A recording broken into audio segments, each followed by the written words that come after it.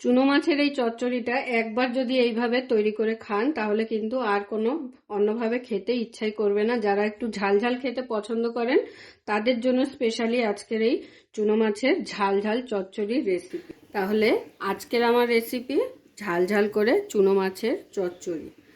তো চুনো মাছের চচ্চড়িটা বানাবো, তার জন্য আমি কিন্তু এখানে সমস্ত কিছু কেটে রেডি করে নিয়েছি। প্রথমেই নিয়ে নিয়েছি একদম সরু সরু করে আলু কেটে, এখানে একটা গোটা আলু দিয়েছি, মাছ, টমেটো আর পেঁয়াজগুলোকে স্লাইস করে কেটে নিয়েছি। এবারে সমস্ত উপকরণ একটা পাত্রে ঢেলে নেব। আর যেই পাত্রটায় আমি রান্নাটা করব সেই পাত্রের মধ্যেই একবারে কিন্তু সমস্ত কিছু ঢেলে মেখে নিতে হবে। এটা কিন্তু হাতে মেখে রান্নাটা হবে আজকে। তো নিয়ে নিচ্ছি আলু। রান্নাটা কিন্তু খুব টেস্ট হয়, হাতে মেখে একবারে বসিয়ে দিলে একদম খুব সুন্দরভাবে এই রান্নাটা হয়ে যায়। আর এইভাবে হাতে মেখে যদি করেন তো চুনো মাছের চচ্চড়ি কিন্তু খেতে অসাধারণ লাগে। টমেটো দিয়ে দিলাম। পেঁয়াজগুলোকে হাত দিয়ে একটু খুব ভালো করে এইভাবে মাখিয়ে নিতে হবে। খুব ভালো করে এইভাবে মাখিয়ে নিতে হবে।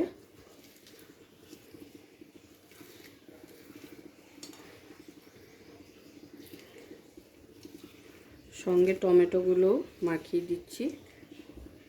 পেঁয়াজ আর টমেটো খুব ভালো করে হাত দিয়ে চটকে দিয়েছি। এরপরে দিয়ে দিচ্ছি কাঁচা লঙ্কা। ঝালটা আপনারা আপনাদের পরিমাণ বুঝে নিয়ে নেবেন। এরপর দিয়ে দেবো স্বাদ অনুযায়ী লবণ।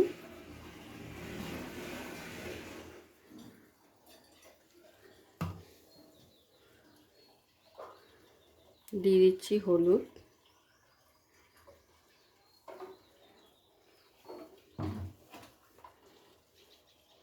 দিয়ে দিচ্ছি রঙের জন্য কাশ্মীরি লঙ্কা গুঁড়ো।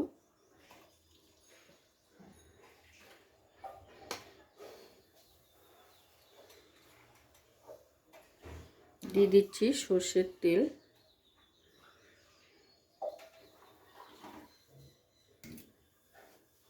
এবারে হাত দিয়ে খুব ভালো করে সমস্ত উপকরণ একসাথে মেখে নেব। জিরে গুঁড়ো ধনে গুঁড়ো কিন্তু কিছুই দেব না।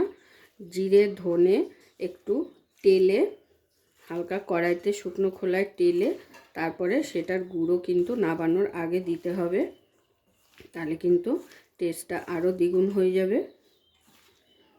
কাঁচা জিরে বা কাঁচা ধনে গুঁড়ো কিন্তু দিলে অতটা স্বাদ লাগবে না।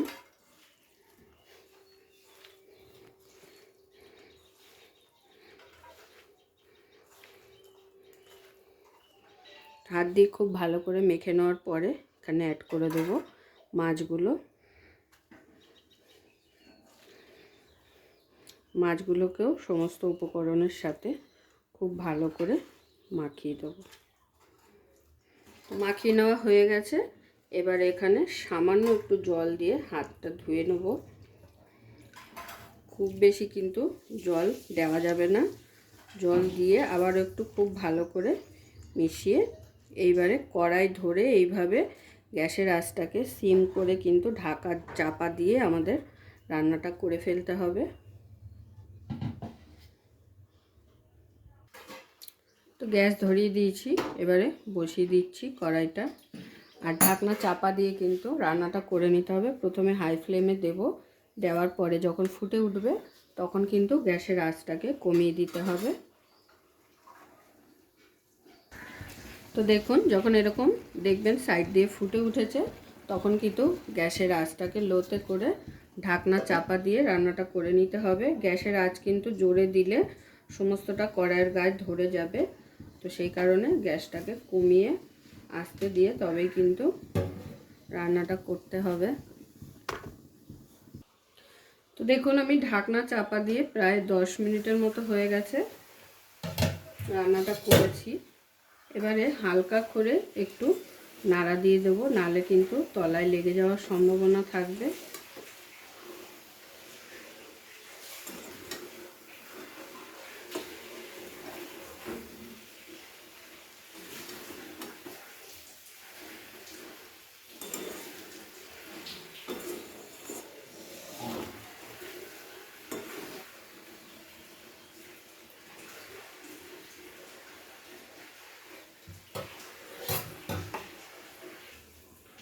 তো আবারও প্রায় 5 মিনিট হয়ে গেছে।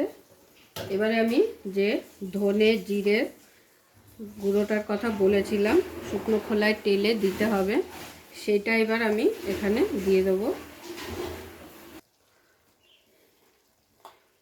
তো এবারে আমি এই গুঁড়ো মাছের যে ঝালটা এটা নামিয়ে ফেলবো।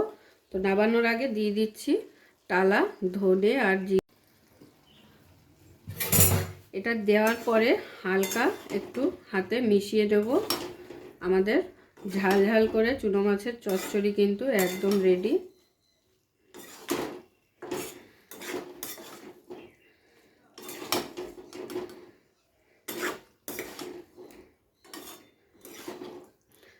পারলে এতে একটু ধনেপাতা অ্যাড করে নেবেন। ধনেপাতাটা আপাতত আমার কাছে অ্যাভেলেবেল নেই, তো সেই কারণে আমি দিতে পারলাম না। তো খেতে কিন্তু অসাধারণ হয়, ধনেপাতা দিলে আর একটু স্বাদ বেড়ে যাবে। তো এবার আমি গরম গরম প্লেটে সার্ভ করে নেব।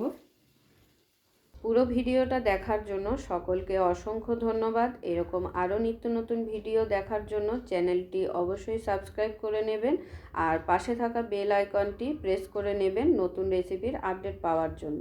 তো সবাই ভালো থাকবেন, সুস্থ থাকবেন। আবারও দেখা হচ্ছে আপনাদের সাথে নতুন একটি রেসিপি নিয়ে।